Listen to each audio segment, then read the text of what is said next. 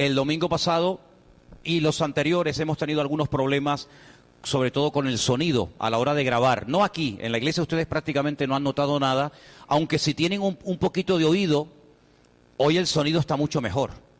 Lo que es la calidad del sonido, ¿vale? Lo que es la calidad del sonido, ¿o no? No es que yo haya cambiado de voz, yo cambié de voz hace ya muchos años, no creo que vuelva a cambiar una segunda, ¿no? Entonces, teníamos problemas con el sonido, no con la imagen, y claro, automáticamente nos bombardean de todas partes diciéndonos qué pasa con el sonido, que no se oye bien, que no sé qué, que no sé cuánto. Y yo dije el domingo pasado, antes de comenzar a compartir, que necesitábamos comprar una mesa de sonido nueva, ¿vale? Entonces, bueno, esas cosas sorprendentes que el Señor tiene, recibimos una llamada de un grupo que yo voy a comenzar a atender vía Skype a través de ordenador mañana desde la ciudad de Tel Aviv. Ellos van a mandar una ofrenda de 200 euros, pero un hermano salvadoreño que no quiere que digamos su nombre, se puso en contacto conmigo. Él vive en la ciudad de San Francisco y él envió una ofrenda en dólares de $850, que cuando Armando y yo fuimos al correo el otro día a buscarla se convirtió en 690 euros, ¿vale? Con esos 690 euros nosotros nos pusimos en contacto con una tienda de sonido que tiene muy buenos precios en el sur y fuimos hasta allí y hemos comprado una mesa, que es la que estamos ahora mismo estrenando esta tarde. La compramos y hemos cambiado todo el cableado de lo que son estas dos columnas grandes, que el cable que tenía no era el que llevaba, era un cable que era malísimo, y este cable rojo que sobresale por aquí a mi derecha y a mi, no sé si por ahí se ve, sí, ese cable rojo es el que llevan esos monitores, que por cierto el que tenía tampoco era el que tenía que llevar. Entonces se ha cambiado cables, el hermano Jorge también estuvo haciendo ahí unas cosas en la cuestión del cuadro, y ayer estuvo Mario y José Gregorio y Matías, estuvieron todo el día trabajando para dejar esto en condiciones, y aunque seguramente tengamos que perfeccionar unas cuantas cosas y a lo mejor comprar, porque vamos a hacer una cosa, vamos a poner otro equipo de sonido solamente para los jóvenes, ¿vale? Para que este equipo que estamos utilizando ahora no sea un equipo que lo usa todo el mundo y lo toca todo el mundo, sino vamos a procurar cuidar las cosas. Entonces esta semana, con otro equipo un poquito más sencillito, vamos a montarles a los jóvenes un equipo para que ellos sea el que usen los días sábados, y este sea un equipo que solamente sea para los cultos y para el tema de Internet. Entonces yo doy muchísimas gracias al Señor por esta familia de El Salvador, que ayer me volvieron a llamar y me dijeron que ellos no son una familia que nada en la abundancia, son una familia de emigrantes salvadoreños que llevan en Estados Unidos desde el año 2003, y con mucho esfuerzo y con mucho cariño, pues sintieron en su corazón, nos llevan viendo aproximadamente hace 3 meses, el punto de referencia le vino a través de otro hermano también salvadoreño que nos lleva viendo 6 meses y le recomendó que comenzara a escucharnos. Y bueno, este hermano sintió en su corazón mandarnos esta ofrenda, y gracias al Señor, pues entre lo que él mandó, entre la mesa y el cableado, pues gracias al Señor lo hemos podido cubrir. Así es que Dios es bueno. En menos de una semana se ha podido solucionar el problema. Yo creo que el Señor se merece un fuerte aplauso, porque Dios es buenísimo. Dios es muy bueno. Amén. Amén. Damos gracias al Señor, de verdad, por este esfuerzo de hermanos que no conocemos personalmente, pero ellos juegan con ventaja porque ellos nos ven a nosotros.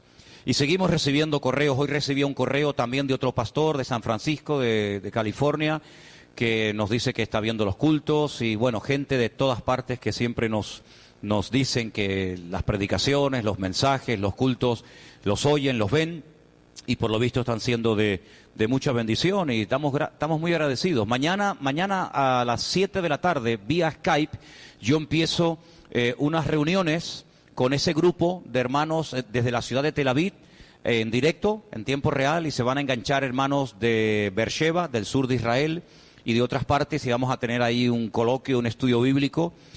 Y si hay algún hermano que tiene Skype y también quiere meterse, pues te puedo dar la dirección y podemos hacer ahí una conferencia de muchas partes del mundo. Así que damos gracias al Señor que cuando la tecnología se usa para bien, trae mucha bendición. Cuando se usa para mal es un desastre, pero cuando se usa para la gloria de Dios es una bendición. ¿Estamos de acuerdo, hermanos? Amén. Los niños pueden ya pasar a sus clases de escuela dominical. Nos vamos a quedar aquí. Y hace 2 domingos, para los que estuvieron y para los que no estuvieron, yo hablé acerca del llamado. ¿Se acuerdan? El llamamiento. A veces hay como ideas extrañas acerca de lo que es el llamamiento. Y si bien dijimos que en la Biblia hay llamamientos tremendos, llamamiento de Isaías, llamamiento de Ezequiel, llamamiento de Jeremías, etcétera, la Biblia nos enseña que todo creyente en cierto sentido ha sido llamado a vivir en bendición, llamado a vivir en victoria, llamado a vivir en santidad, llamado a ser bendecido.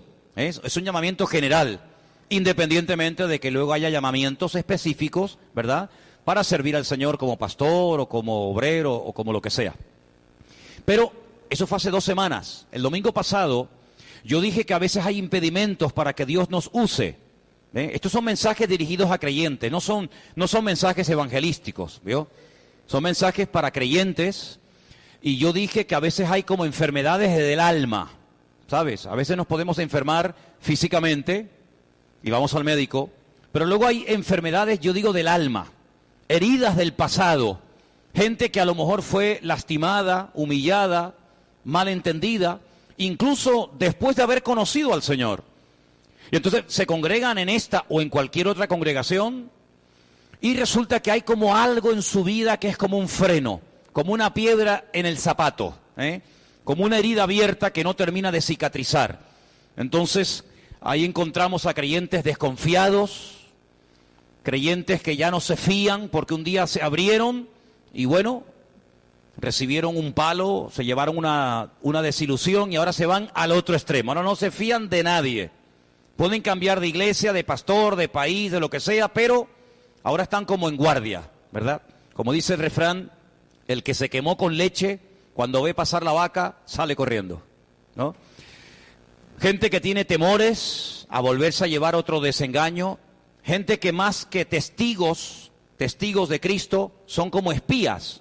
Dicen que son creyentes, pero nadie se entera porque están ahí viviendo una vida en la clandestinidad, ni dentro ni fuera. Y todo eso muchas veces se debe a cosas no superadas del pasado. Ya sé que algunos de ustedes estarán pensando en ese texto bíblico que dice, de modo que si alguno está en Cristo, nueva criatura es. Amén. Las cosas viejas pasaron. He aquí todo es hecho nuevo. ¿Cuánto lo creen? Bueno, hermanos, yo creo que en la Biblia los principios son inmutables y cuando uno los cree y lo aplica y los interioriza en su vida, usted ve la bendición del Señor. Pero el problema es que a veces hay como una especie de divorcio entre la teoría y la práctica, entre la realidad de la Escritura y lo que el creyente vive. Si usted cree que Dios es todopoderoso, pero usted no aplica el poder de Dios a su diario vivir, ¿de qué le sirve a usted decir que su Dios es poderoso si luego usted vive en miseria, en pobreza, en ataduras, en vicios, en complejos, en temores? ¿De qué le sirve? De nada. ¿Saben? Esta semana leí algo muy interesante y está demostrado científicamente que cuando con nuestra boca decimos algo, pero con nuestras acciones hacemos todo lo contrario, se puede llegar a enfermar el cerebro. Se puede llegar a enfermar la mente de una persona si usted dice algo y luego con sus acciones hace todo lo contrario. Es como que el cerebro, como que no es coherente, así como que el cerebro dice, bueno, este hombre dice que cree en Dios, pero luego vive como si fuera un ateo. Este hombre dice que ama a su mujer, pero luego la desprecia y la humilla. Este hombre dice que el Señor está con él y que le va a bendecir y le va a abrir puertas, pero ante la más mínima situación negativa o problema o adversidad, se hunde. Entonces, son señales que le llegan a nuestro cerebro y a nuestra mente le hacen daño. Y hermanos, ¿cuántas veces nosotros pasamos del culto a la amnesia? En el culto estamos todos de acuerdo con lo que el pastor predica y dice algo y decimos amén. Y yo decía el otro día en las clases que estamos dando de hebreo que la palabra amén es una palabra muy importante. Y yo les dije, escríbanme en la pizarra la palabra amén. Y ahora escríbanme al lado la palabra fe.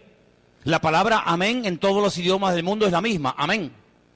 Pero tiene las mismas letras, menos una, de la palabra emuná, que significa fe. Luego la palabra amén está entroncada con la palabra emuná, que significa fe.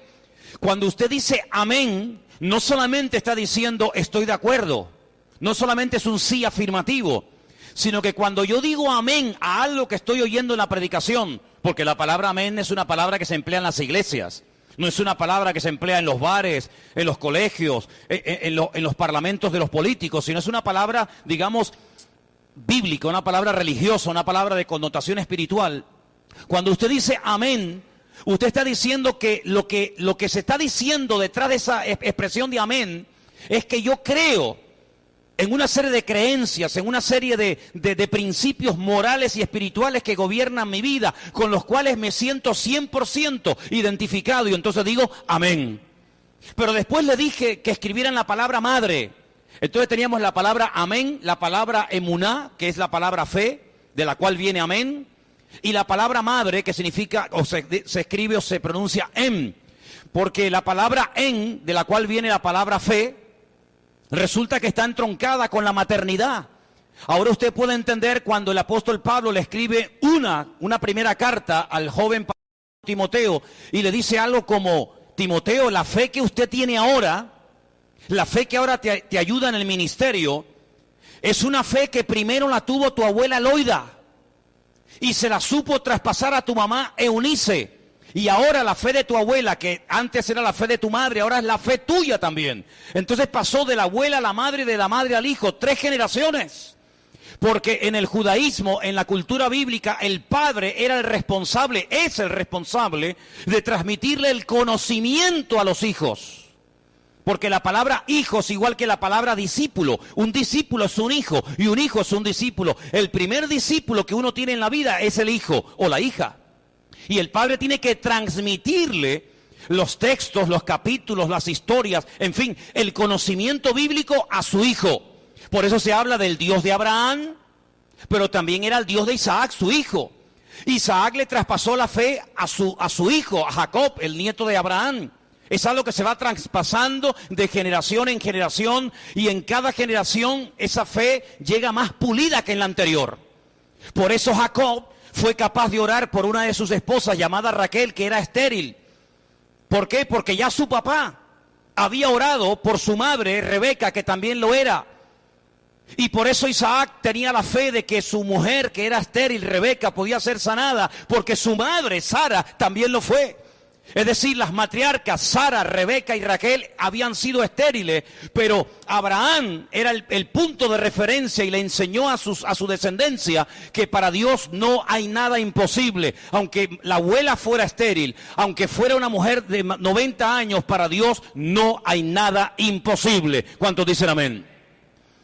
Ahora, amados hermanos, cuando vamos a la palabra del Señor nos encontramos que como creyentes se tienen que producir cambios. La vida de un creyente es una vida de continuos cambios. ¿Cuántos dicen amén? Dígaselo al que está a su lado. Mire, hermano, la vida de un creyente es una vida de cambios continuos.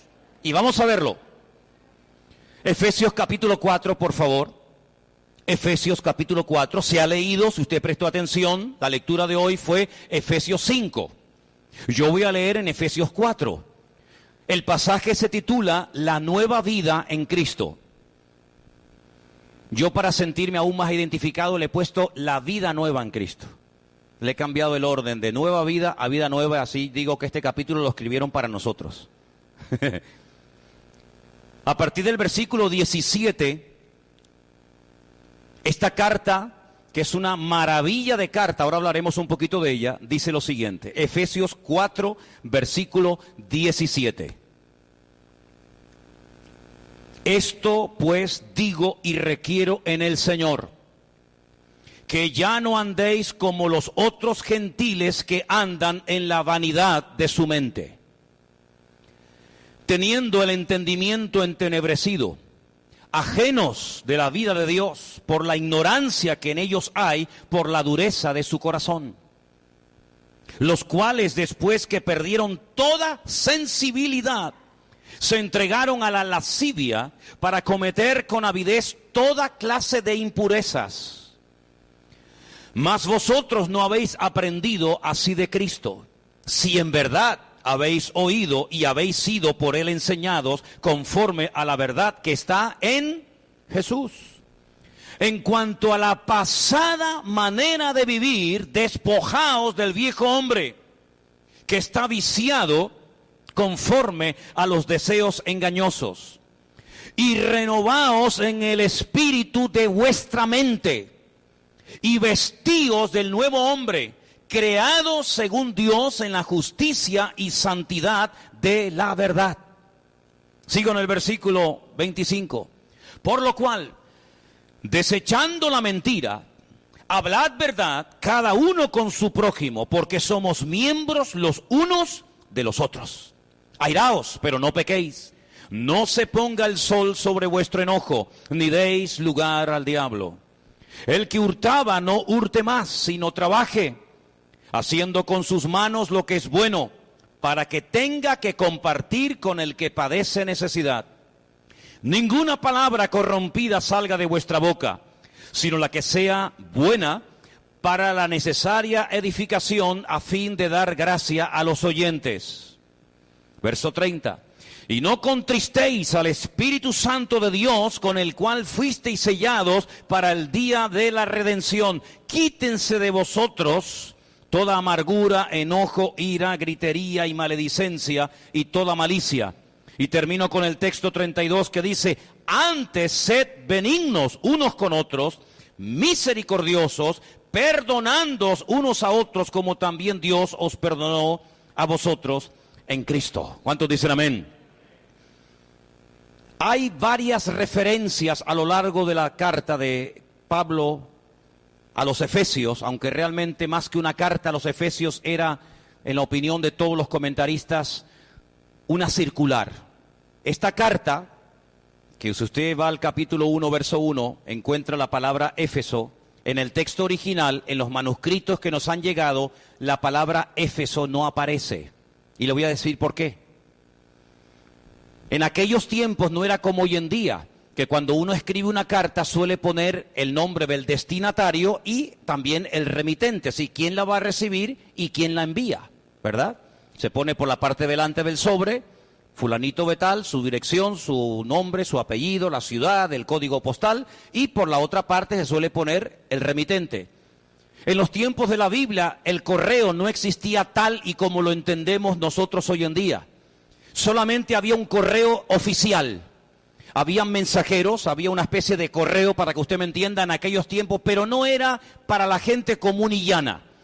Era para mandarse mensajes de el rey a los soldados, era para cosas oficiales. Por eso iban lacradas, iban marcadas, iban selladas para que nadie tuviera acceso a la lectura. Ustedes pueden ver muchos ejemplos en la Biblia del correo oficial que existía en la época bíblica. Por ejemplo, la famosa carta.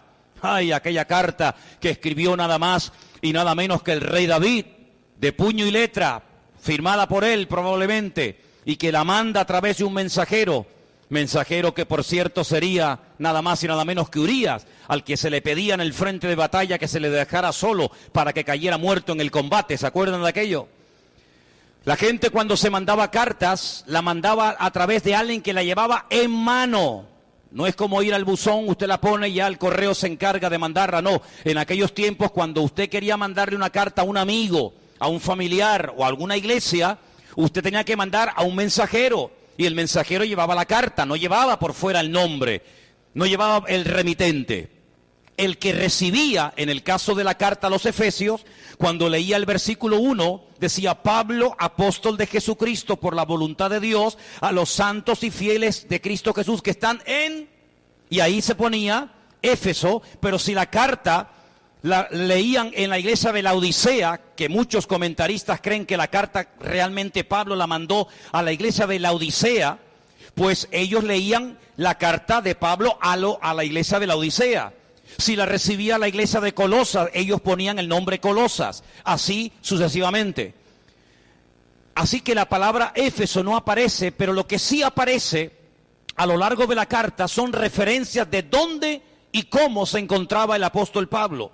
Por ejemplo, si usted lee conmigo en Efesios capítulo 3, versículo 1, dice: por esta causa yo, Pablo, prisionero de Cristo Jesús, por vosotros los gentiles. Luego, en la misma carta, Pablo dice que él está preso en Roma. Luego, esta carta forma o pertenece a las famosas epístolas de prisión. Otra referencia, capítulo 4, verso 1. Yo pues preso en el Señor, os ruego que andéis como es digno de la vocación con que fuisteis llamados. Segunda referencia. Tercera, capítulo 6, verso 20. Por lo cual soy embajador en cadenas, que con denuedo hable de él como debo hablar. Es decir, hay tres referencias en la carta de Pablo a los Efesios, capítulo 3, capítulo 4 y capítulo 6, donde él dice que él está preso. Está privado, entre comillas, de libertad, pero aprovecha el tiempo. Y dicen algunos que Pablo escribió al mismo tiempo, en la misma fecha, año 63, aproximadamente después de Cristo, primer siglo, faltaban 7 años todavía para la destrucción del templo de Jerusalén. En el año 63 él escribe 2 cartas muy parecidas, con un pequeño matiz o diferencia que ahora les voy a comentar. La carta a los Colosenses y la carta a los Efesios. La diferencia entre una y otra, aunque hay 55 versículos de Colosenses que son exactamente iguales a 55 versículos que encontramos también en la carta de Pablo a los Efesios. 55 versículos idénticos, ¿verdad? Aunque en la carta de Pablo a los Efesios hay 70 palabras, 70 expresiones que no aparecen en ninguna parte del Nuevo Testamento más que en las cartas de Pablo a esta iglesia. Bueno, pues las cartas se mandaban en la mano, ¿verdad? Y cuando llegaban, pues evidentemente la carta que recibía la iglesia la tomaban como si fuera una carta escrita específicamente para ellos. Pero la carta a los Efesios realmente era una circular que tenía que ser leída en muchas congregaciones, porque es una carta que se escribió para los gentiles que salían del paganismo, que salían de la idolatría y se convertían a Cristo y aceptaban al Señor como el Mesías. Y había que enseñarles cómo vive un cristiano, cómo piensa un cristiano, cómo habla un cristiano, cómo se comporta un creyente, porque ellos tenían mentalidad pagana, mentalidad idólatra, mentalidad mundana. Y Pablo da unas directrices y unos principios morales y espirituales para que ellos ahora cambien su forma de hablar, cambien su forma de pensar y lógicamente cambien su forma de vivir. La diferencia entre Colosenses y Efesios es que en Colosenses el Señor pone de relevancia la supremacía de Cristo como la cabeza de la iglesia. Y en Efesios pone como relevancia la supremacía de la iglesia como cuerpo de Cristo. ¿Se da cuenta? Luego, cuando usted estudie la carta a los Efesios, tiene sí o sí que estudiar también Colosenses.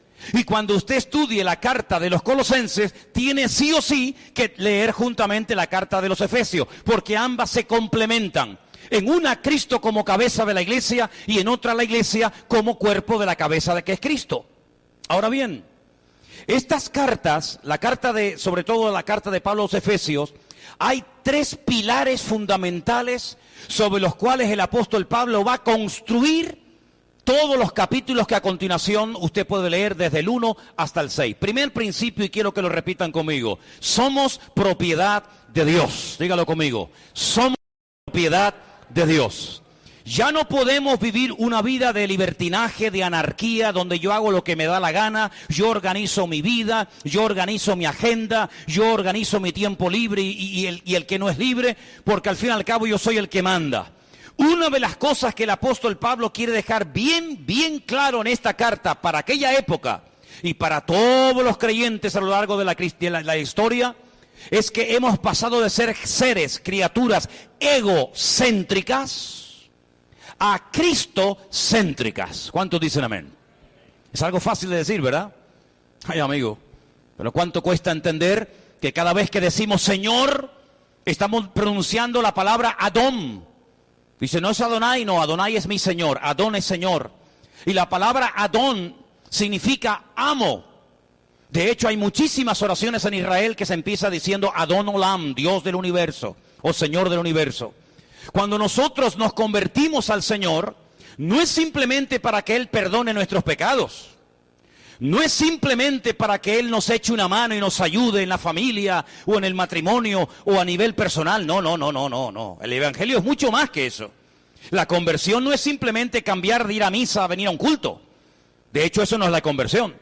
La conversión no es dejar de rezar el rosario y comenzar a orar el Padre Nuestro o cualquier otra oración, no. Hermano, realmente una genuina conversión, por eso no abundan tanto las genuinas conversiones. Abundan las personas que aparentemente dicen que son creyentes. Pueden abundar las personas que en un llamamiento levantan la mano, pero de ahí a que se haya genuinamente convertido, puede haber un abismo. El famoso evangelista Billy Graham, uno de los hombres más oídos de toda la historia de la cristiandad, decía que cuando él hace un llamamiento y ve a miles y a miles y a miles de personas levantando la mano en estadios o en plazas de toro o en cualquier otro auditorio, él no los llama convertidos, como algunas personas que dicen, se convirtieron 5.000 en la campaña. No, un momento. Levantaron la mano 5.000, pero de ahí a que se hayan convertido puede haber un abismo. Él, más que convertidos, hablaba de interesados. Hay 5.000 personas que levantaron su mano interesándose por conocer el Evangelio y ya veremos si se convierten o no se convierten. Es algo muy diferente. El apóstol Pablo nos dice que cuando una persona genuinamente se ha convertido, entra a formar parte del reino de Dios. Y en ese reino hay un rey, en ese reino hay una autoridad, y esa autoridad se llama Cristo Jesús, que es nuestro Señor, nuestro Rey, nuestro Kyrios, y es la máxima autoridad sobre nuestra vida. Y Pablo en la carta a los Efesios dice, nosotros ahora tenemos un amo, tenemos un dueño. Ahora, nosotros no vivimos en una sociedad donde hay esclavos y libres, en el sentido literal de la palabra, aunque estamos rodeados de millones de esclavos, más que nunca. Pero en los tiempos del Imperio Romano había multitud de esclavos. ¿Y qué era un esclavo? Era, hermanos, un número, era un objeto. Ni siquiera tenían nombre propio. Podían ser vendidos, podían ser cambiados como mercancía en cualquier momento que el amo lo deseara. No tenían vacaciones, no tenían seguridad social, no tenían papeles, no tenían derechos. Podían ser juzgados en cualquier momento sin juicio previo. Podían ser condenados, azotados, maltratados, humillados, matados. Y no tenían derecho ni abogado. Solamente los ciudadanos romanos no pagaban impuestos, no podían ser juzgados sin antes ser juzgados, no podían ser condenados sin antes ser juzgados previamente, etcétera, etcétera. Luego, cuando Pablo habla de que tenemos un amo, en aquellos tiempos se entendía que un amo podía hacer o deshacer sobre la vida de un esclavo. Da igual si estuviera cansado. Hay una historia que Jesús cuenta que dice, vamos a ver, cuando el esclavo viene del campo cansado, después de haber trabajado todo el santo día, cuando llega a casa, ¿ustedes creen que se sienta y come él primero? Hubiera sido lo lógico, lo normal, ¿verdad? Nuestra mentalidad donde priman los derechos humanos y donde no podemos abusar de los empleados. En aquellos tiempos no, querido. En aquellos tiempos el amo decía, ¿estás cansado? Sí, pues te aguantas. Primero me pones de comer a mí, de paso me lava los pies, me acomodas la casa y al final del día, si te queda algo de tiempo, comes tú.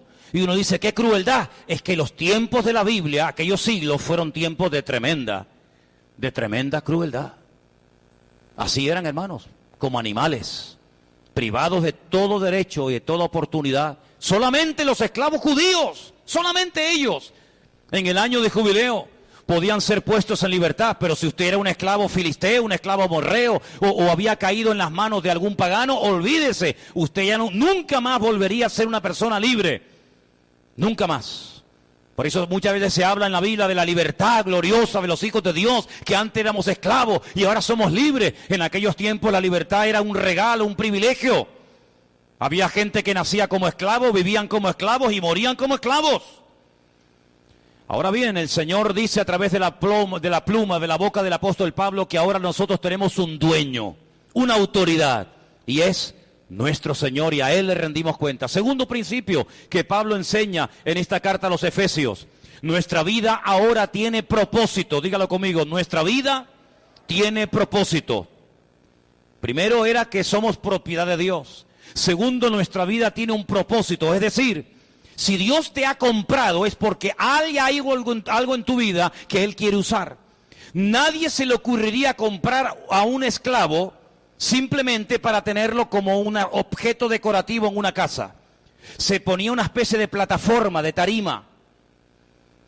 Se les desnudaba y entonces se pujaba. ¿Cuántos dan? 1.000, 2.000, 1.500, 8.000, 4.000.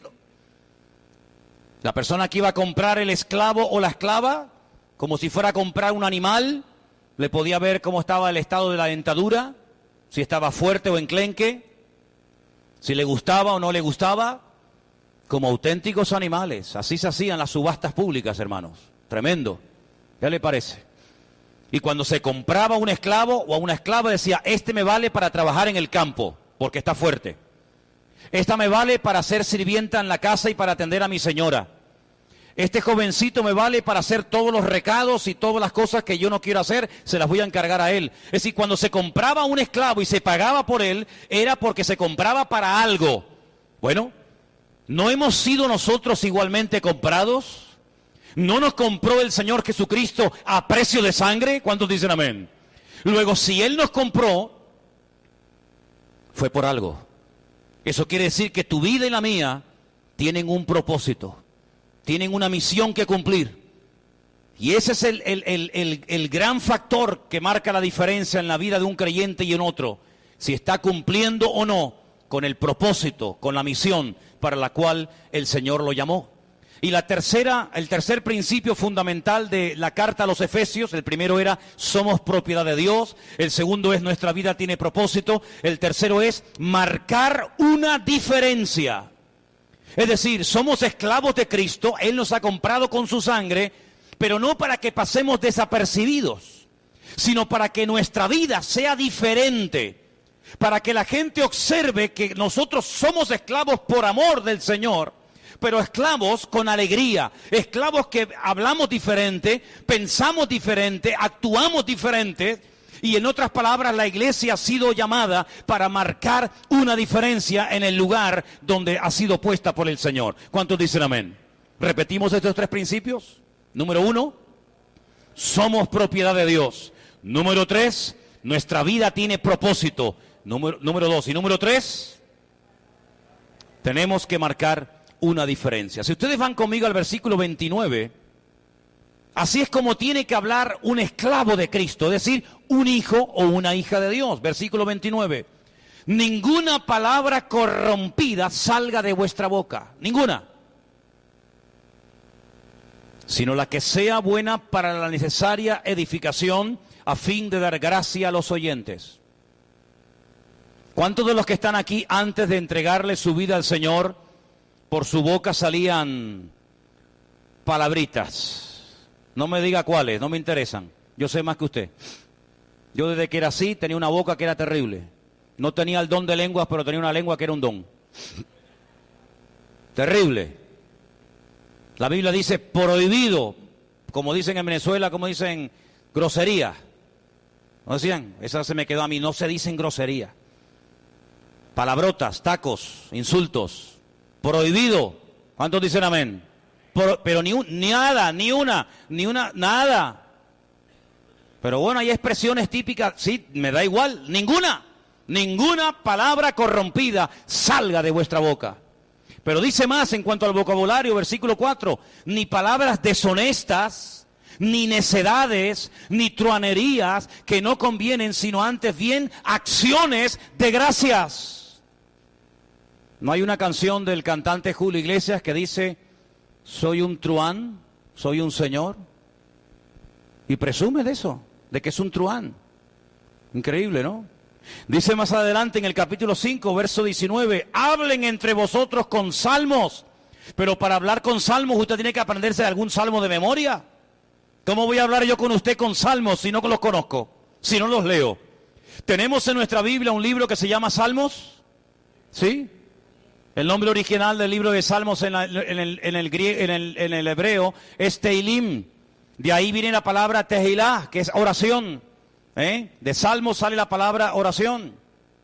Hablamos con salmos, con himnos, con cánticos espirituales, cantando, alabando al Señor en vuestros corazones, dando ¿cuándo tenemos que dar gracias? ¿Cuándo?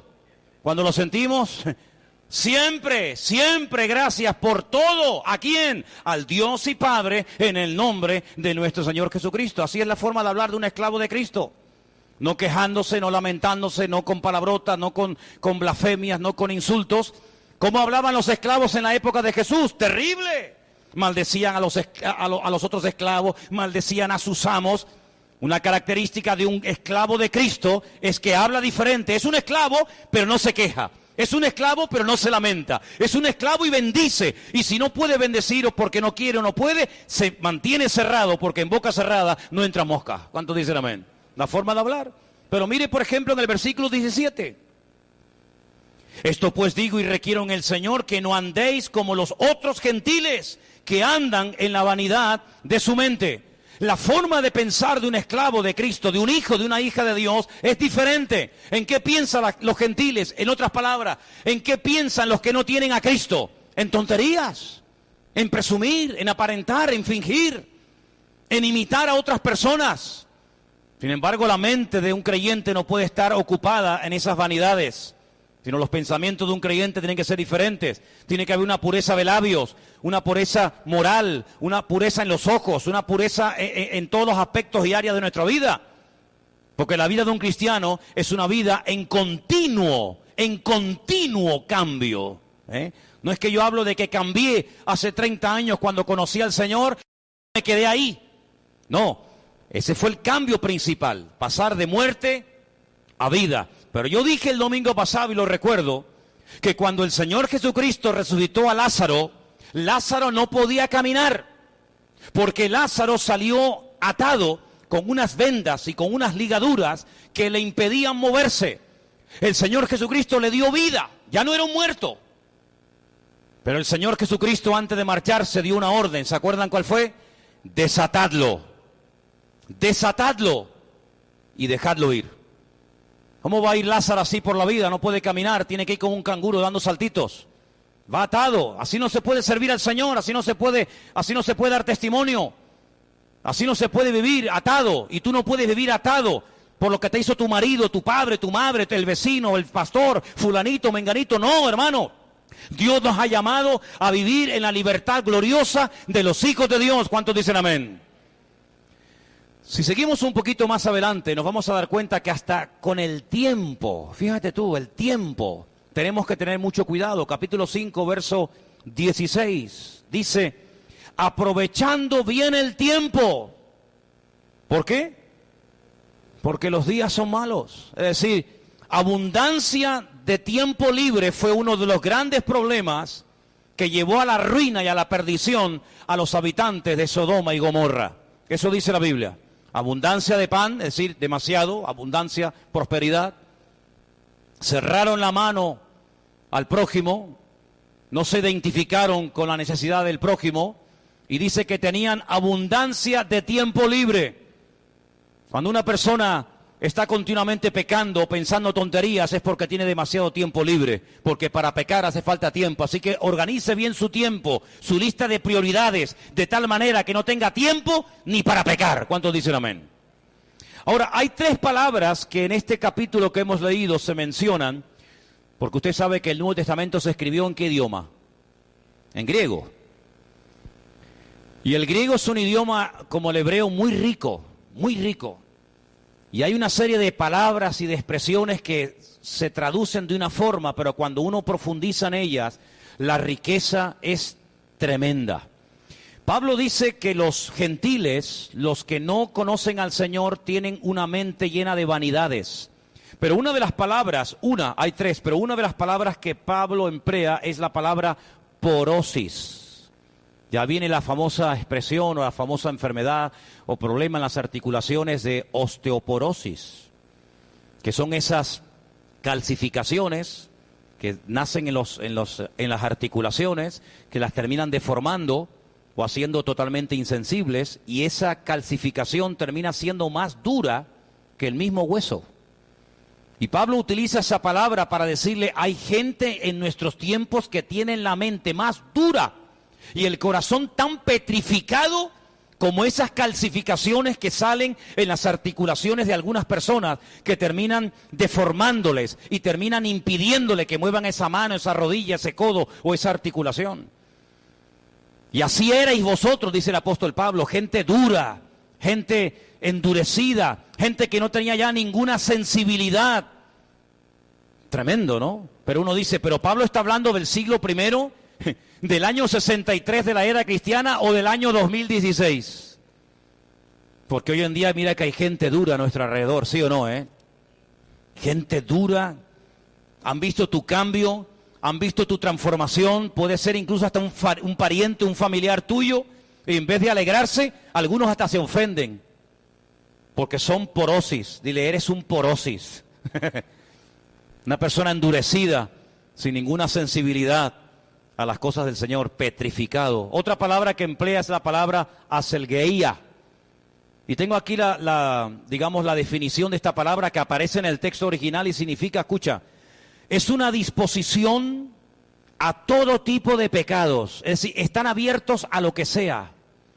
Hombres, mujeres, niños, niñas, de noche, de día, con uno, con cuatro. Impresionante. Abiertos a todo, pero lo malo.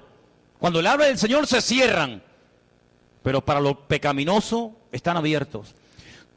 Esa palabra tiene que ver con una actitud que hoy en día está muy al orden del día, y es que la gente llegará a un punto en el que no tendrán vergüenza por el pecado que están practicando.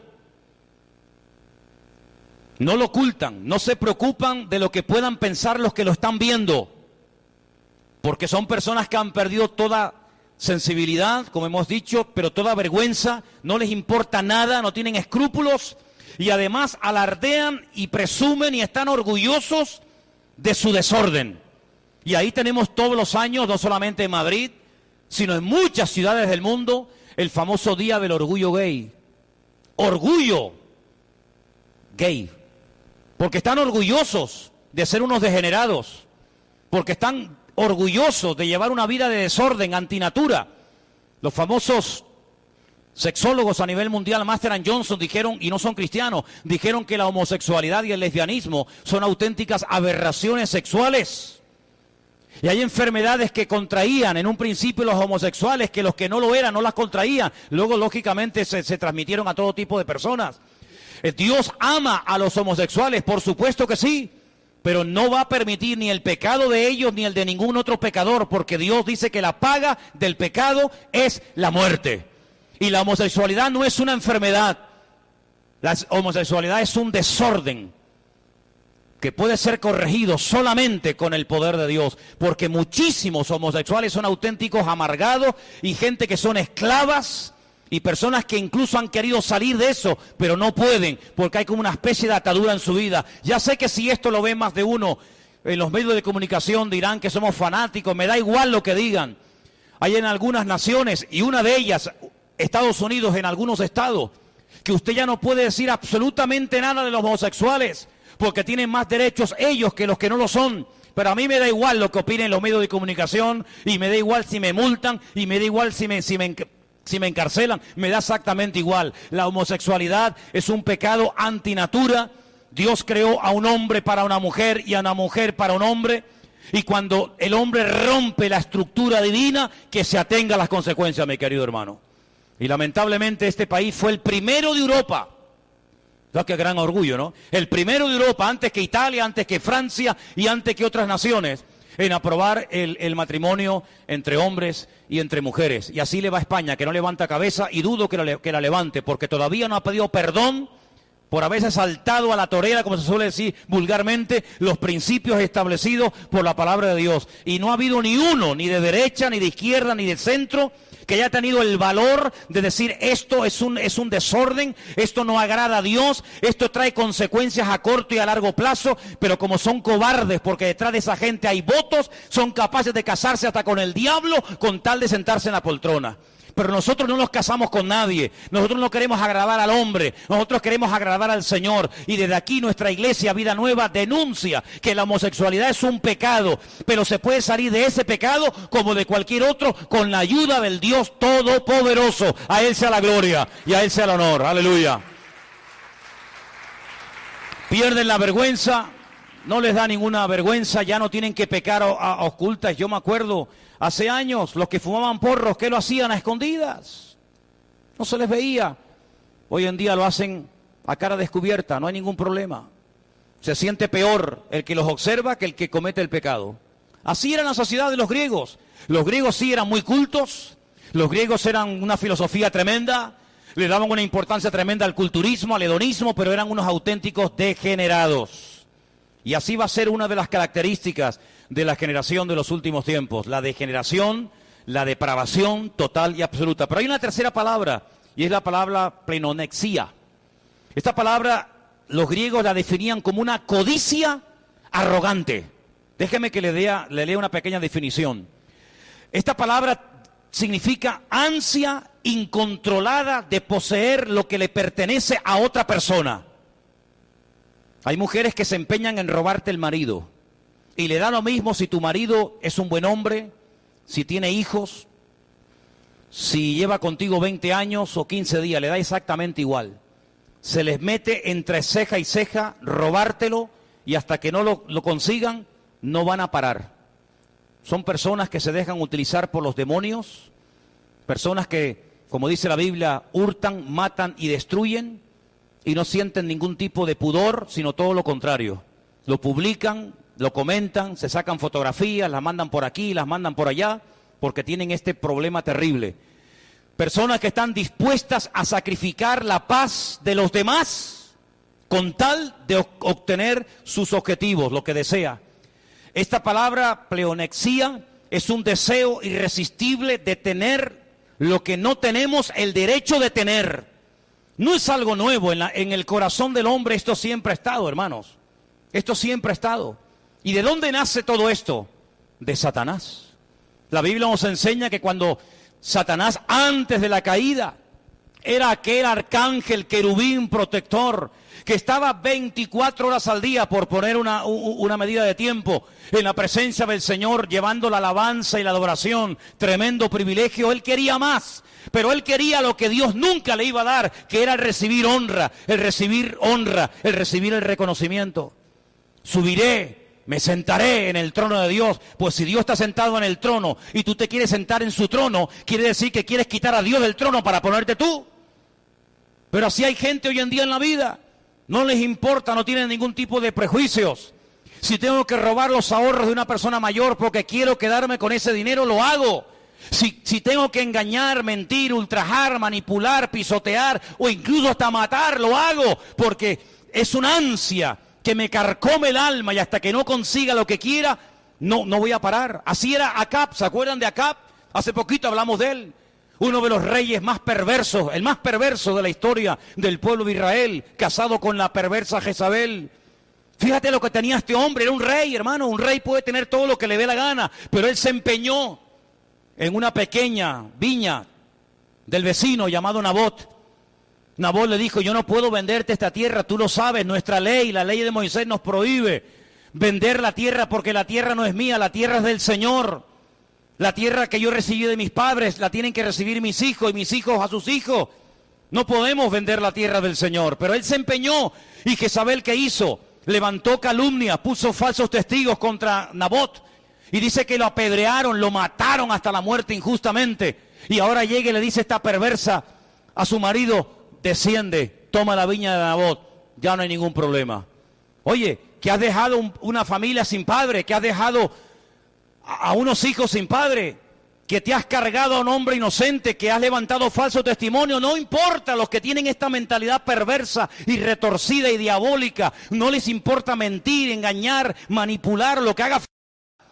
Fíjate cómo está describiendo Pablo la mentalidad de los griegos en su época. Gente insensible, gente petrificada en el alma, en el corazón, gente sin ningún tipo de vergüenza. Así eran las personas a las cuales Pablo quería alcanzar para el Señor Jesucristo. ¿Y sabe lo que les dice? Y así eran muchos de ustedes. Pero ¿quién fue el que ablandó el alma? ¿Quién fue el que hizo esa obra milagrosa de derretir esos corazones? El Señor Jesucristo, cuando entró en sus vidas. Pero, hermanos, la herencia espiritual que recibimos pesa mucho, más de lo que ustedes imaginan. La cultura, las costumbres, las tradiciones, cuando nos convertimos al Señor, no es que se olvidan definitivamente, no, cuidado.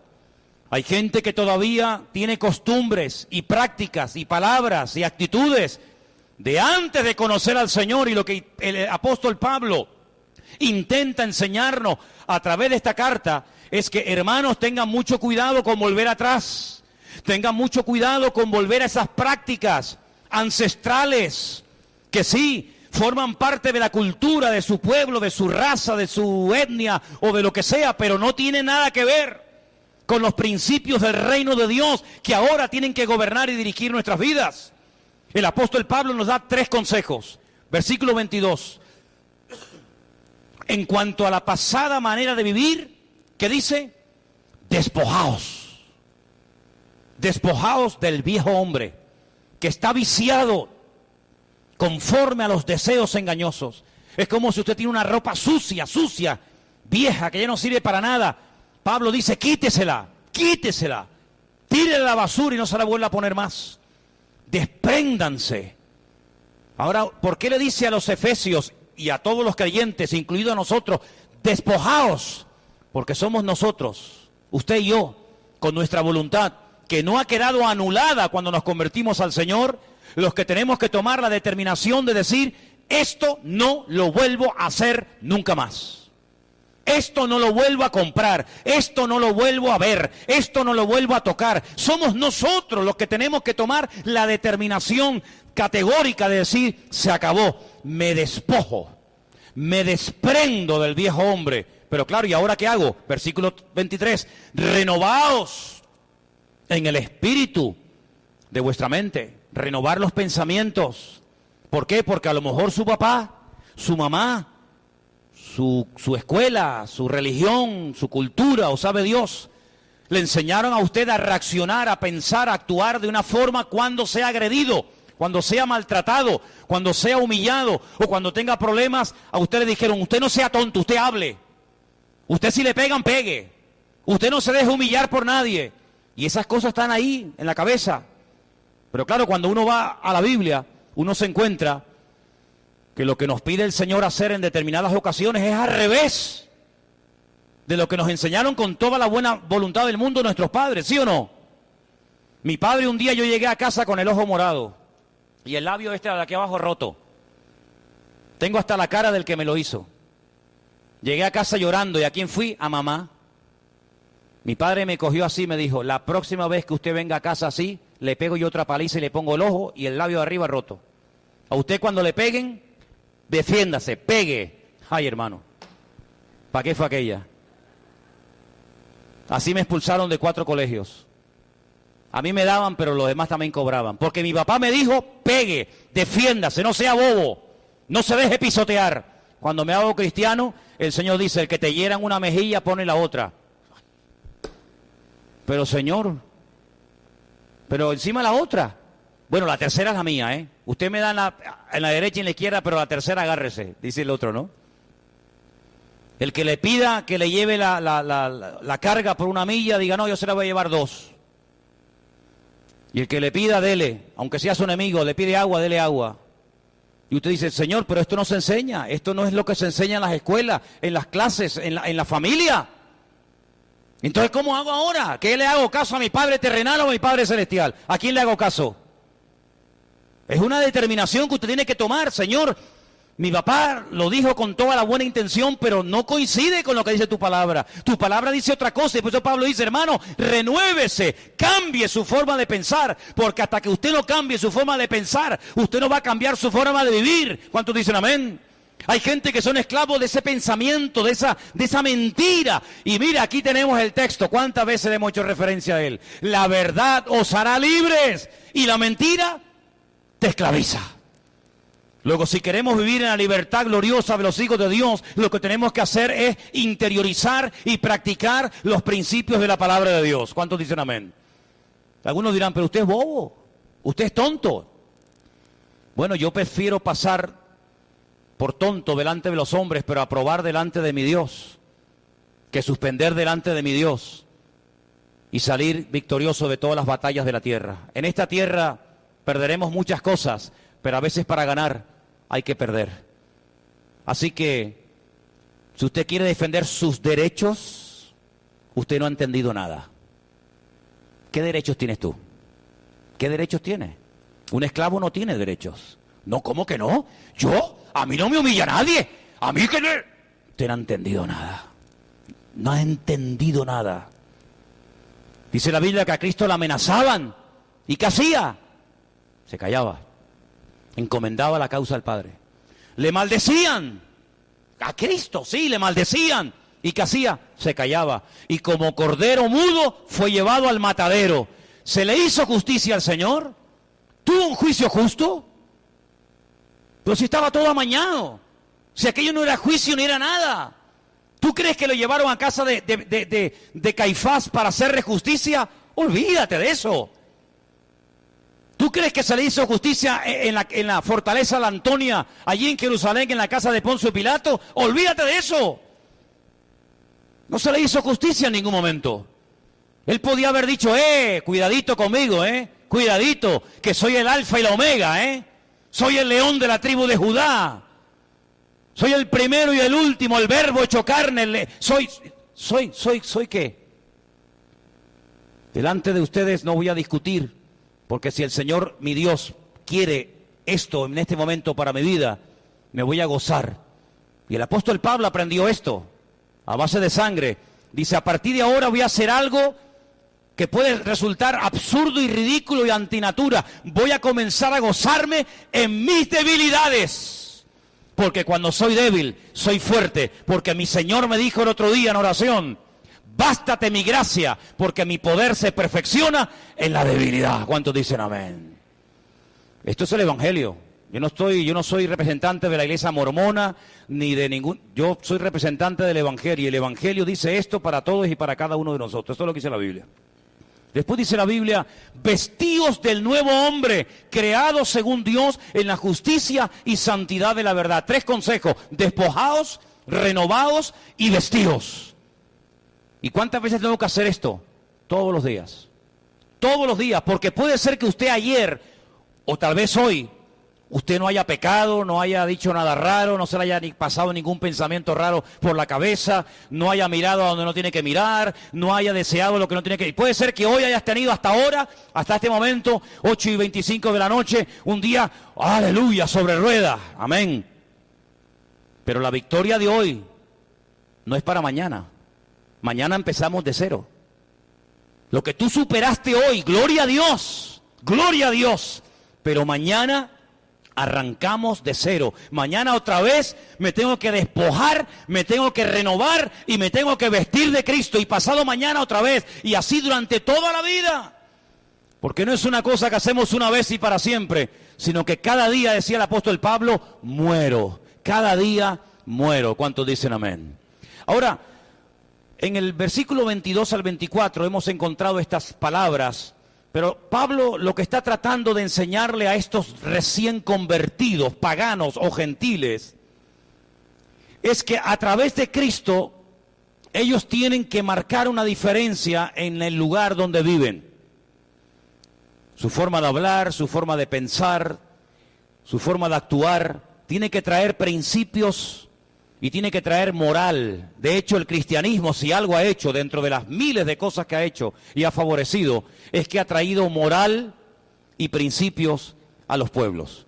Todas las constituciones prácticamente del mundo, aunque no las quieran aceptar ni reconocer, están basadas en los principios morales y espirituales de la Biblia, de la palabra de Dios. El no matar, el no robar, el no apropiarse de la propiedad ajena, etcétera, etcétera. Es decir, nosotros tenemos que ser un punto de referencia a la manada de degenerados que nos rodean todos los días de nuestra vida. Nuestro punto de referencia no es el PP, o Ciudadanos, o el Coleta, o el otro, me da igual cómo se llame. Ese no es nuestro punto de referencia. A mí no tiene a la iglesia, escuche bien porque esto es muy serio, y esto es para gente madura. Esto no es para niñitos, esto es para gente madura. Los políticos y el mundo no tienen absolutamente nada que enseñarnos a nosotros los cristianos. Nada. Somos nosotros los que Dios ha puesto en este mundo para enseñarle al mundo cómo reconciliarse, si es que quieren, con el Creador y con el Señor del universo. ¿Cuántos dicen amén? A mí el PP no me tiene que enseñar nada. Ni el otro, ni el otro, ni el otro. Somos nosotros los que hemos sido puestos por el Señor en esta tierra para ser embajadores de un reino que va mucho más allá de los reinos de este mundo. Enseñarles moral, enseñarles principio. ¿Pero cómo? Bueno, los griegos tenían un sistema de aprendizaje muy interesante, hermanos. Leía esta semana que cuando un griego quería ir a una clase de oratoria, es decir, aprender a hablar en público, le enseñaban 3 principios fundamentales. Lo primero que le enseñaban era teoría. Lógicamente, todo en la vida tiene una teoría. Tocar un instrumento tiene una teoría. A ver, pregúntenle a Armandito para que vea la teoría que tiene la música. Mucha teoría. Cuando usted quiere sacar el carnet de conducir, lo primero que tiene que aprender, ¿qué es? La teoría. Hay mucha teoría. Hemos dado homilética en la iglesia, hemos dado hermenéutica. Hay mucha teoría. Y lo primero que se le enseñaba a los jóvenes que querían ser oradores, grandes filósofos en la época del Imperio Romano, en aquellos tiempos, era la teoría. Pero luego se les decía algo muy interesante y es que imitaran a su maestro. De ahí que el apóstol Pablo en varias ocasiones utiliza la expresión de imitadme a mí. Es decir, yo les he enseñado el evangelio, yo les he enseñado, yo les he dicho lo que se tiene que hacer y lo que no se tiene que hacer. Yo les he dicho cómo se predica y cómo no se predica. Yo les he enseñado lo que hay que creer y lo que no hay que creer. Yo les he enseñado todo, la teoría. Pero si ustedes quieren decir, ¿y eso cómo se hace? Dice Pablo, imítenme a mí. No es que Pablo fuera perfecto, no. Pero por ejemplo, ustedes ¿a quién oraban antes? A Afrodita, a Apolos. ¿Cómo adoraban ustedes, mujeres paganas y gentiles, a vuestros dioses? Prostituyéndose. El acto más sublime, el acto de más devoción y sacrificio que una mujer devota a una divinidad griega o romana de aquella época podía hacer, ¿cuál era? Vender su cuerpo, ofrecer su cuerpo. Y ofreciendo su cuerpo en el altar para que otros abusaran de ella, estaba demostrando que ella se entregaba en cuerpo y alma a sus dioses. El apóstol Pablo veía mujeres desnudas, con el pelo totalmente rapada, porque así se ofrecían aquellas mujeres en aquella época, y se ofrecían en Corinto a todas las personas que venían al templo de Artemisa, de Júpiter, de Eros, de Cibeles, etcétera, etcétera. Y el apóstol Pablo escribe una carta y dice, así como presentabais vuestros cuerpos antes para el pecado, presentad ahora vuestros cuerpos, pero para servir al Señor. Porque ahora os avergonzáis de lo que hacíais con vuestros cuerpos, porque no os queda nada de aquello. Pero ahora presentad los miembros de vuestros cuerpos para santificar a Dios. Es decir, lo que antes utilizabas para lo malo, ahora utilízalo para lo bueno. Y llega un punto en el que dice, y presentad vuestros cuerpos en sacrificio. Y tú dices, ¿qué estás diciendo? ¿Que nos matemos? No, como sacrificio vivo, santo, agradable a Dios, que es vuestro culto racional, no irracional, disparatado, sino es un culto que tiene raciocinio, un culto que tiene moral, un culto que tiene principios. Y usted puede presentar su cuerpo, sí, pero cuidado, en sacrificio vivo, de una forma santa. Y si usted, hermana, practicó la prostitución, le decía Pablo en aquel tiempo, por ejemplo, a las hermanas de Corinto, y usted no quiere que la gente sepa ahora, en su nueva vida en Cristo, que usted fue una prostituta sagrada en los templos de la época, y claro, cuando le vean que usted no tiene pelo, la gente va a decir, ah, mira, esta fue una prostituta, póngase un velo, tápese el pelo, tápese la cabeza para que nadie sepa si tiene o no tiene cabello. Pero cuando le crezca el pelo, quítese el velo, porque a la mujer, dice la Biblia, en lugar del velo, Dios le dio su pelo. Pero si usted se lo quitó y se lo entregó a un ídolo pagano, como hay gente en religiones que todos conocemos, que se cortan el pelo y se lo ofrecen a sus dioses, sus santos y sus vírgenes, pues ahora usted tome una medida preventiva. ¿Hasta qué? Para que nadie le recuerde su pasado.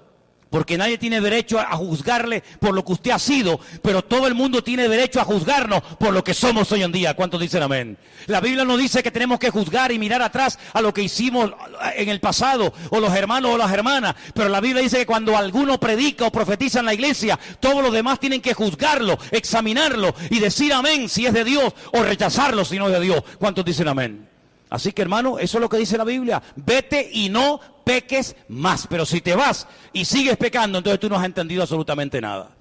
Por lo tanto, lo que Pablo está diciendo es que tenemos que enseñarle moral. El respeto se ha perdido, es una frase que oímos diariamente. Los alumnos han perdido el respeto a los maestros. Los hijos han perdido el respeto a los padres. Y así, un largo etcétera. Antiguamente se le tenía temor, respeto a la policía. Hoy en día, en algunos casos, hasta la policía le tiene miedo a ciertas y determinadas personas y barrios que ni siquiera quieren entrar allí. Todo ha cambiado. Hoy en día lo malo es bueno y lo bueno es malo. ¿Cómo se puede recuperar eso? ¿Cómo podemos enseñarle al mundo que hay un estilo de vida diferente, de respeto, de orden, de sometimiento? ¿Quién va a enseñar eso? ¿Qué partido se va a proponer? ¿Qué partido pone en su programa electoral? Vamos a enseñar como asignatura prioritaria el respeto de los hijos hacia los padres. Ninguno, porque aunque lo intente va a ser un fracaso. Vamos a enseñar moral.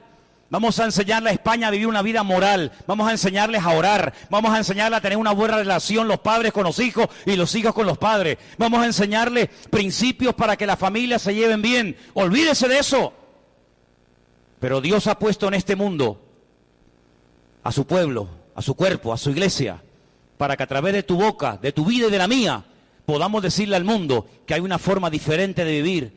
Y por eso tenemos toda la autoridad y cuidado cuando digamos eso. Mundo, mírenos a nosotros para que vean lo que Cristo ha hecho en nuestras vidas. ¿Cuántos dicen amén? Es una tremenda responsabilidad, ¿no le parece? Ahora, déjeme que le diga algo y quiero terminar haciéndole una pregunta. ¿A quién imita la gente hoy en día? ¿A quiénes imitan? ¿A quiénes observan? ¿A los triunfadores? ¿A los que han marcado una diferencia por lo que han hecho, por lo que han dicho? ¿A los que son diferentes? Si yo le pregunto a ustedes, hermanos, ¿me podría dar usted 5 nombres del Eibar Club de Fútbol? Dice, ¿de quién? Dice, Eibar, ¿eso qué es? Ni saben, ¿no? ¿Me puede decir usted 3 nombres de los jóvenes del equipo del Barrio de la Salud? ¿Me puede usted decir 3 nombres de futbolistas famosos? Dígamelo, dígalo. ¿A qué saben? Es que a mí no me gusta el fútbol, pero lo sabe. ¿En quién se fija la gente? Los chicos, ¿el nombre de quién quieren llevar en su camiseta en la espalda? ¿De los que pierden? ¿De los que son los peores? Siempre los triunfadores en el cine, en la música, en el deporte o donde sea, son los que marcan una diferencia y son los que atraen, para bien o para mal, la vida de muchas personas, a veces de jóvenes. Se tatúan, se peinan, ahora todo el mundo dice, ¿de dónde salió eso? ¿Ah, amigo? La iglesia ha sido puesta en esta tierra para vivir una vida tan atractiva. Escúcheme bien lo que le digo, Tenemos que vivir una vida tan atractiva que la gente diga, yo quiero ser y quiero tener lo que ese hombre y lo que esa mujer tiene. Esa es la vida que tenemos que vivir nosotros. Por eso yo me vuelvo otra vez al mensaje del domingo pasado y le digo, hermano, ¿qué imagen estamos proyectando? Si usted vive una vida en derrota, si su vida es un desastre, ¿qué le van a imitar a usted? ¿Qué testimonio, qué mensaje va a dar a usted? El mundo ya no tiene mensaje. Pero a la iglesia, los hijos de Dios, todavía tenemos un mensaje que dar. El mundo no tiene ya más modelos que imitar, pero nosotros todavía tenemos un modelo inigualable, que es el Señor Jesucristo. Su vida partió la historia en dos. Hay un antes y un después de Él. Cuando usted va a la Biblia, usted dice, caramba, José era un esclavo, pero un esclavo diferente. Un esclavo atractivo, por dentro y por fuera. Un esclavo que marcaba una diferencia. Un esclavo que el amo que lo compró dijo, lo voy a poner como mi mayordomo. ¿Por qué? Porque Dios está con él. Todo lo que hace le sale bien, hay bendición, hay prosperidad. Dice que puso toda su casa bajo su mano. Claro.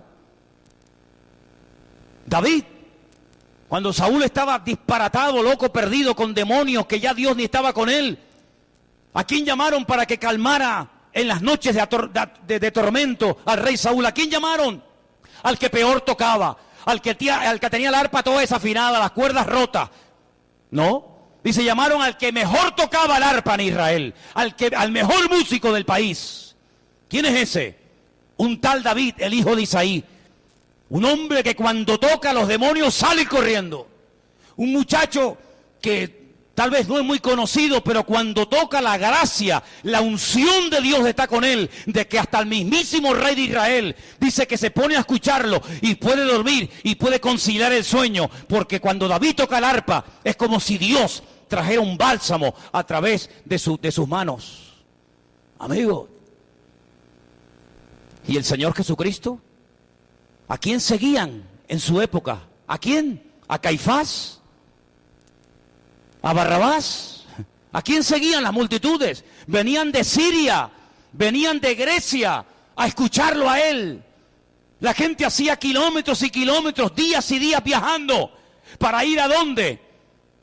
Para ir a escucharle a él, porque él enseñaba, dice, con autoridad. Él echaba fuera demonios, él daba de comer a las multitudes hambrientas, él abría los ojos de los ciegos, y estaba la gente horas y horas y horas y horas escuchándole, sin comer, sin beber. ¿Por qué? Porque era diferente. ¿Dónde vivía Isaac? ¿Dónde vivía? En Beer Sheba. Beer significa pozo, Sheba 7, el lugar de los 7 pozos. 7 pozos recibió como herencia de su padre. Pero ¿qué pasó? Los filisteos se los tapaban. Le echaban piedras, le echaban tierra, y el pobre Isaac se iba a otro sitio, abría un pozo, se lo volvían a taponar, se iba a otro sitio, se lo volvían a taponar, hasta que dice que llegó a Rehobot. Rehobot es lugares anchos. Y dice que allí el Señor le habló y le dijo, ¿tú qué es aquí? No se vaya, no se mueva de aquí. Siembra aquí. Los que han estado allí saben de lo que estoy hablando.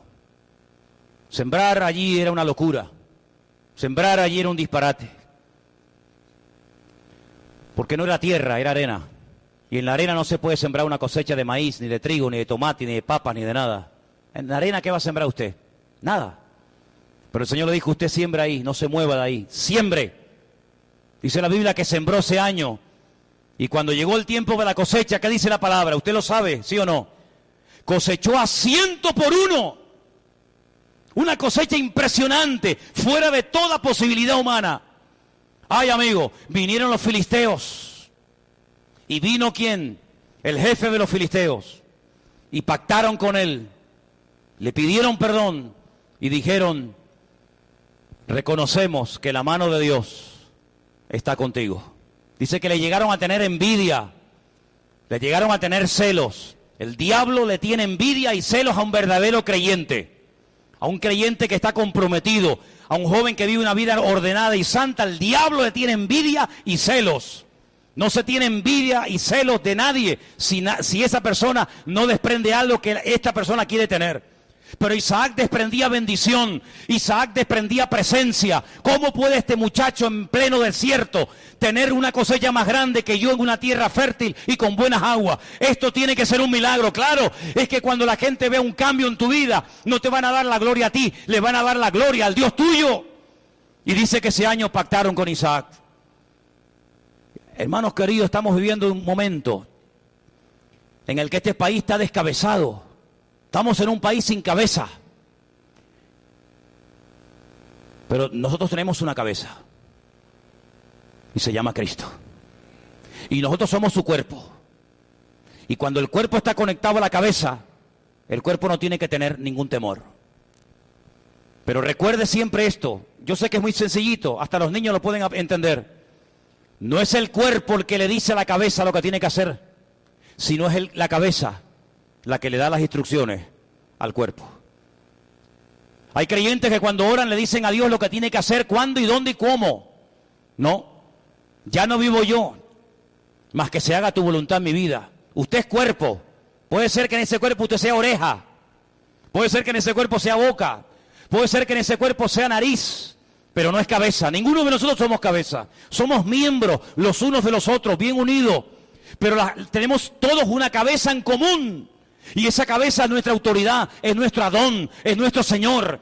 Y de Él vienen las instrucciones. Y por eso cuando nos levantamos por la mañana y cuando nos levantamos y hacemos frente al día y a la vida, le tenemos que decir al Señor, ¿qué quieres que haga hoy? ¿Cuáles son tus instrucciones? Díctame, Señor, el plan, la agenda para este día. Y cuando nosotros nos sometemos a Él, y nos despojamos de nosotros mismos, de nuestra sapiencia, de nuestra experiencia, de nuestra sabiduría. Como dijo el apóstol Pablo, cuando fui a vosotros, ustedes saben lo que yo les predicaba. ¿Qué les predicaba? A Cristo crucificado. ¿Para qué? Para que no se quedaran sorprendidos, ni enganchados, ni cautivados a humana sabiduría, sino que vuestra fe esté puesta en el Dios vivo y en el Dios verdadero. Eso es lo que predicamos. La gente allá afuera tiene que ver en nosotros algo diferente. Mañana cuando vayas a trabajar, cuando vayas al instituto, a la universidad o donde sea, marca una diferencia. Si verdaderamente tu vida está conectada con la fuente, si verdaderamente tu vida está conectada al Señor, al autor de la vida, nuestra vida tiene que ser una forma de hablar distinta, de pensar diferente. Si no, seremos exactamente iguales, con la diferencia de que en vez del domingo ir al estadio, venimos a un lugar llamado iglesia, pero no habrá ninguna diferencia. Con la diferencia de que en vez de haber ido el domingo a la playa, hemos venido a un culto. Pero si nos oyen hablar igual, pensar igual, reaccionar igual y actuar igual, ¡qué vida atractiva! ¿Qué diferencia estamos marcando? Ninguna. Así que, hermanos, tenemos un propósito en la vida. Que Dios te ayude a cumplirlo. Pero no puedes pasar mucho tiempo de brazos cruzados. No estés de brazos cruzados viviendo tu relación con el Señor. Tienes que hacer algo, ¿eh? Aquí en esta iglesia te tienes que poner las pilas. No te acostumbres a entrar y salir. ¡Ay, qué bonito el mensaje! No. Esto es un ejército. Y en un ejército los soldados tienen que estar activos, velando y orando. Tienes que buscar tu sitio, tienes que ponerte las pilas, no seas un vago. Sé una persona activa en el reino, involúcrate en las cosas del Señor. Y el Señor te quiere usar, pero en la medida en que tú te dejes usar, el Señor usará tu vida. ¿Cuántos dicen amén? Vamos a orar, hermanos, por favor. Incline su rostro en esta tarde y pídale al Señor de verdad, de corazón: Señor, yo quiero vivir según las leyes del reino. Yo quiero agradarte, Señor, con mi vida. Yo quiero servirte, Padre. Si hay costumbres, tradiciones, palabras, cosas en mi vida que no son de Dios, quítalas de mí, Señor. Quiero vivir en orden, quiero vivir en santidad, esforzado, comprometido, entregado. Eso es lo que dice la Biblia. Ese es el verdadero evangelio. Adaptarnos, someternos a nuestra autoridad. Y nuestra autoridad es el Rey de Reyes y el Señor de los Señores. Mi vida, mis recursos, mi tiempo, le pertenecen a Él. Cuando yo entiendo esto, mi vida da un cambio. Hasta que usted no entienda y practique estos principios, difícilmente usted podrá crecer. Estará ahí un año y otro año estancado. Pero en la vida cristiana usted no puede bajar la guardia ni un momento, hermano. Activo, involucrado, siempre con las antenas bien levantadas, diciendo: Señor, habla que tu siervo oye. Aleluya. Y en esta tarde, Padre del cielo, Dios todopoderoso, te damos infinitas gracias porque en tu palabra encontramos el modelo, los principios, el patrón para vivir vidas victoriosas, vidas bendecidas. Señor, hoy empieza una nueva semana. Nos presentamos delante de ti, Señor. Queremos pedirte que uses nuestra vida.